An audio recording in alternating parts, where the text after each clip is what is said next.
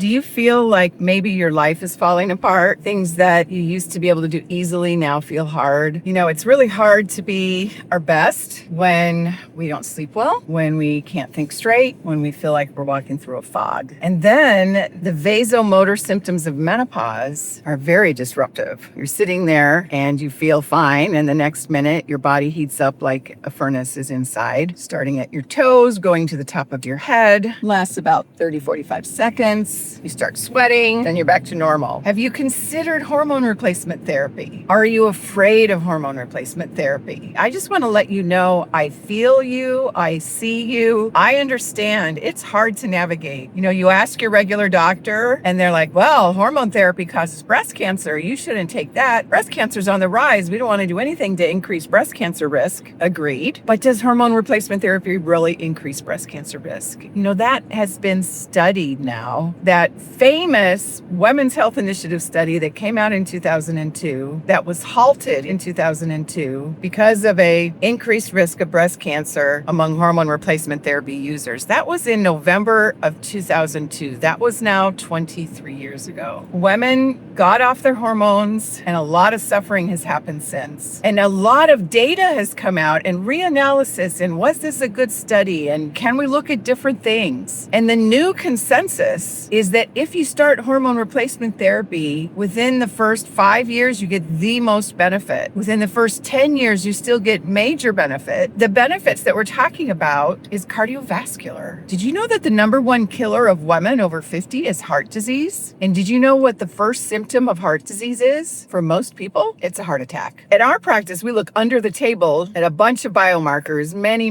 markers and labs and evaluations to determine your true risk of heart disease because cholesterol is not enough. But the other thing is, there really wasn't an increased risk of breast cancer, especially among estrogen users. Even though they weren't using bioidentical estrogen, it didn't show an increased risk. The breast cancer risk came from those women who were given the progesterone-like substance called medroxyprogesterone acetate, which is not progesterone. We really need to stop being afraid of hormones. And if your doctor isn't up on the newest information and the ability to evaluate a lot of different studies, then you deserve another opinion. Find someone who specializes in hormone replacement. And I suggest finding someone who also does optimizing your health, because hormones are the icing on the cake. If you have a nasty cake, hormones can't fix it. Hormones are the keys. Your cells are the locks. You need well-forged keys, but you also need healthy locks. If you have rusty locks, you can have beautifully forged keys, but the door will not open because the lock is rusty. The lock is your cell membrane and the hormone receptor. And if you have major environmental toxic exposures, you eat crap, which has toxins in it, you have metabolic dysfunction, meaning your blood sugar's too high and your body starts putting sugar on proteins, so that's called glycation, and that leads to inflammation. That rusts your locks very quickly. Look for someone who understands hormones and receptors. You deserve the benefits of optimized hormones, but you also want to have a body that's able to respond to them. At Vitality Renewal, we are the hormone locksmith. We emphasize optimizing your hormones, optimizing the cellular function, the cell's ability to respond to the hormones. Back when I was doing traditional gynecology, one of the things that was really my calling to leave that was when I started to understand there was a difference between normal and optimum. Women would come to me not feeling well, and yet their regular doctor had told them all their labs were normal. And so therefore they were told that it was in their head, or they just needed an antidepressant, or suck it up, buttercup, you're 40, 50, 55. That's what life is like now. I started to question that. And then as I started to learn about functional medicine and optimization, I realized there's a huge difference. These lab values are not enough to give you ideal function. What is evaluated in most cases is either the average in the population, which is getting sicker and sicker over time, or for micronutrients, it's the minimum amount required to prevent disease. Well, there's a big difference between not having a disease and then functioning at your best. And so people would be told, well, your labs are normal and you don't feel good. And so I started to look at optimum optimum. And I don't want to fall into that same trap of suck it up, buttercup. This is what it's like when you're 40, 50, 55, 60. So that's when I started to really evaluate, what does it take to function at your best? Well, we need energy. How do you make energy? Well, you have these batteries inside your cells called mitochondria, and they make energy in a layer of fat. And it has the same fat structure called phospholipid bilayer as your cell membranes, where your hormone receptors are. So it's incredibly, beautifully intertwined. And so now when I have someone who has optimized hormones and maybe even optimized micronutrients, but they still don't feel well, I'm like, let's look deeper under the hood. What's going on to mess up those hormone receptors so that even optimized levels don't give you the response you deserve? You don't want to just have optimized hormone levels and feel like crap. You want to feel good. You want to function well. You want to be your best. So that's when I started to realize, man, it takes so much more than hormones to fix your hormones, to fix your life, to give you the vibrancy that you deserve. And I started to dive into environmental toxic exposure, stress reduction, decrease metabolic health, decrease that glycation response, which rusts your locks faster than anything. Now in our practice, we take women into these programs because we want to be able to identify rusty locks as we're optimizing hormones and micronutrients so that we don't waste time optimizing things and then finding that you still don't feel well. We need to create the pillars of health. We need to decrease inflammation, improve resiliency, sleep, stress reduction, get rid of toxins in your diet, heal your gut so you can absorb micronutrients, get rid of toxins in the environment, and then help your body dispose of the toxins that have accumulated over the last how many decades. It's really a process. And just optimizing your hormones without working on those other things is not doing you a favor at all. One of the difficulties right now in this field is that there's a buzz right now about hormone replacement, and thank goodness it's getting some attention, but you'll have people that will prescribe hormones without understanding that your body needs to be able to respond to the hormones. And they'll give you these massive doses of hormones based on symptoms without addressing how does the body respond, what's needed for a healthy response. In my core, I truly believe that you need both. Healthy cells, healthy hormone receptors that are intimately tied to healthy cells, healthy mitochondria to make energy, to respond to the hormones, and you need optimum hormones. Don't shortchange yourself and do just one. Do it all. You deserve to feel great. Not only that, the world needs you to feel great. You have a God-given mission, and if you don't function at your best, how can you do what God put you on this earth to do?